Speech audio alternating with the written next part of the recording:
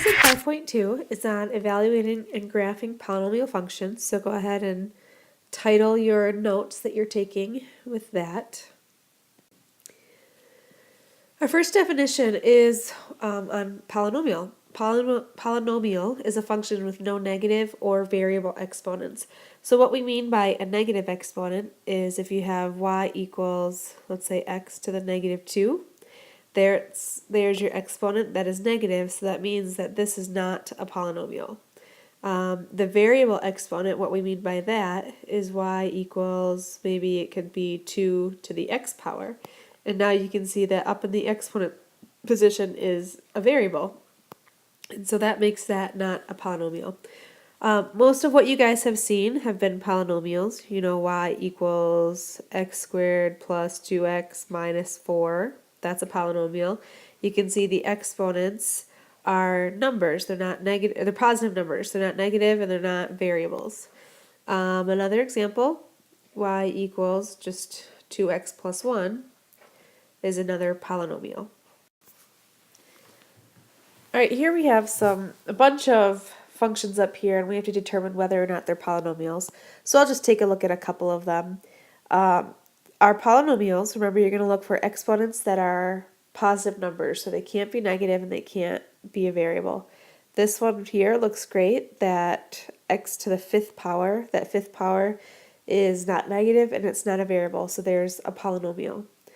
Let's see, this one right here, kind of easy to spot. That one's not a polynomial because you can see that the exponent is x, and that cannot be, or that will not be a polynomial if you have a variable up there. There's a couple that classes usually split on whether or not it's a polynomial. So if we take a look at the one up there, that's f of x equals negative 6x squared plus 6 over x. So the thing that seems weird about this is you have this x down here in the denominator, and people will look at this and say, oh, well, that's a positive 2, that's a positive 1, so we're good. You don't have a negative exponent, you don't have a variable exponent. But the question is, why is that x down in the denominator? What is it that made you bring the x to the bottom? And that's when we remember, oh yeah, it's a negative exponent that would bring that down there. So that must have started out with an x to the negative 1st power, and then we brought the negative, or the x to the negative 1 down to make it a positive exponent. So this one is not a polynomial. The other one that throws people off is this f of x equals 3, because you don't have any exponents, so how do you know if it's if the exponents are negative or a variable? Well, there actually is an x here with an exponent, but it simplifies away, which is why we don't see it. It's really x to the 0 power. And if you remember, anything raised to the 0 power is 1. So x to the 0 power is 1. 1 times 3 is 3, which is why all we see is the 3. But because that 0, it's not negative and it's not a variable, so this is a polynomial also. Here are some things to know about polynomials. So I'm sure you'll have to pause to write some of this down, but polynomial in standard form is written by exponents in descending order. The degree of a polynomial is the largest exponent, so that largest exponent we call a degree. You also have a leading coefficient. It's that coefficient that's with the largest exponent. And the constant term c in the polynomial is the number term off on the end. So if we take a look at an example real quick, we'll just look at one of these. We'll call this our leading term because the leading term has the leading coefficient. Leading coefficient is negative 6.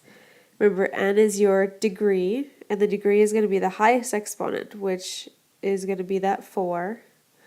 And c, your constant term, is going to be the number off on the end. So our constant term is negative 5. This is not something that you need to write down. It is just straight out of the book, so it's in there, section 5.2. But polynomials, you have types of polynomials, and they all get their name based on what the degree is. So when your degree is 0, that's called a constant polynomial. If the degree is 1, those are your linear polynomials. So we saw linear the first few chapters of the book. 4x minus 7 is your example of that. We just finished chapter 4, which is our quadratic chapter. That's all the degrees were 2. So anything with an x squared is going to be a quadratic. We haven't gotten to much with cubic yet. We'll see a little bit of it in this chapter. So if the degree is 3, then that's a cubic. If the degree is 4, that is quartic. So just kind of an FYI on what the different types of polynomials are. All right, this is a pretty big idea in 5.2, the whole idea of end behavior. So end behavior, it describes how the graph will behave on both the left and the right hand sides as the value of x approaches positive infinity and negative infinity. So you're going to see some notation that's going to take some getting used to, but you'll get used to it and it will be fine. But basically what we want to know is just by looking at the polynomial, what can we expect the graph to do on the right side and on the left side? So the first piece of notation we want to be familiar with, this x with an arrow to the infinity sign means as x approaches infinity. Well, that's a positive infinity, so that's going to be as your x's are getting bigger and bigger and bigger in the positive direction, so that is going to be the right side of your graph. If x is approaching a negative infinity, that means the x's are getting more and more negative, which is going to be the left side of your graph. So what's happening on the right side? What is happening on the left side? Basically, what we're going to be figuring out is your graph going up on the right, or is it going down on the right? Is your graph going up on the left or down on the left? And we have some notation to represent that. But the next 2 slides will tell you all about this. All right, so the rules for end behavior, the right side of your graph, and again, right side is x approaching infinity. If your leading coefficient is positive, the graph will rise. On the right side, that means it's going up. Here's what that notation looks like. F of x just means the graph. And when they say approaches infinity, that means it's going up to a positive infinity. If your leading coefficient is negative, the graph will fall, which means it's going to go down on the right side. And the notation for that is f of x approaching a negative infinity. So the graph approaches a negative infinity, which means it goes down. So just by looking at the leading coefficient, we know what's going to happen on the right side of the graph. So on this first example, our leading coefficient is 2. That's positive, so I know it's going to go up on the right side. I know that f of x, the graph, will approach infinity. On this next example, our leading coefficient is negative, so I know it's going down on the right side, which means f of x approaches a negative infinity. So the first thing you do is you determine the right side of your graph. And again, there's stuff that's going to be happening in the middle here, and that's what the second part of 5.2 will be about.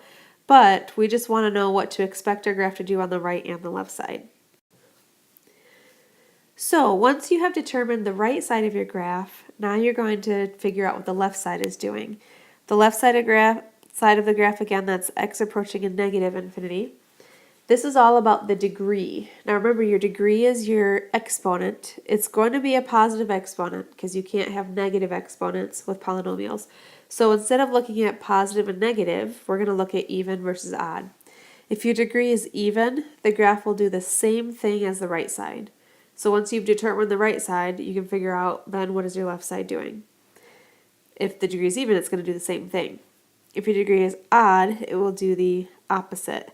And I'll tell you right now, this is the one I remember because they both start with O's. Alright, so here, let's take a look at, these are the same ones as the slide before, but we'll talk about both sides now. Alright, so first you figure out what's happening on the right side. That's a positive 2, which means the graph is going up. So f of x approaches a positive infinity. Now to figure out what's happening on the left side, that's really sloppy, I apologize about that. Maybe I can do this, make that a little better. The left side is all about the degree. So that degree is 4. That's an even degree. If it's even, then the graph is going to do the same thing on the left that it did on the right. Because on the right side it went up, I know on the left side we're going to go up, and f of x approaches a positive infinity on the left side of your graph. Then if we move on over to this example, again, you have to determine the right side first. So on the right, we have our leading coefficient is negative, so it's going down on the right. So f of x approaches a negative infinity. And now to determine the left side, you look at your degree. That's an odd number, so we're going to do the opposite as the left side. So on the left side, we know that f of x, our graph, will approach a positive infinity. It's going to be going up. All right, here's our last slide. Describe the end behavior of the following polynomials and match them with the correct graphs. So you can see that on the right and the left side, these graphs are all going up or down, and so just with that alone, we're able to help match which polynomial it fits with. So if we take a look at this purple one first, and we see first the leading coefficient means that it has to be going up on the right side. So which graphs are going up on the right side? And it looks like B and C are going up on the right side. We can see it's going up, it's going up. So between those two, now we'll look at the degree. Well, your degree is even, which means it's going to do the same thing as the left side is going to do the same thing as the right side. So I need a graph that's going up on the right and going up on the left, and I can see that that's going to be C. We'll call this number 1. All right, let's take a look at the next one. We can see the red one that our leading coefficient is a -2, which means on the right side our graph is going down, so it has to be either A or D. And then we look at our degree, which is 3, so it has to be opposite. So I'm looking for a graph that's going down on the right side and doing the opposite on the left, so going up on the left side. And so choice D, it's going down on the right, but it's going up on the left. So we'll call this graph 2. I know that D has to be number 2. All right, now let's take a look at the blue one. First, your leading coefficient is a -1, which means it's going down on the right. Well, between A and B, I think it has to be graph A, but let's just double check. Even degree, which means the left side will do the same as the right side. So we'll call this graph 3, has to be A. Then the green one, leading coefficient is 2, which means it's going up on the right. The left side is determined by your degree, which is odd. So if it's going up on the right, it has to be going down on the left. And the only one left doing that is B. There is some notation involved with this that I'll go over in class some more. But as long as you know leading coefficient determines the right side, degree determines the left side, that'll be a really good start.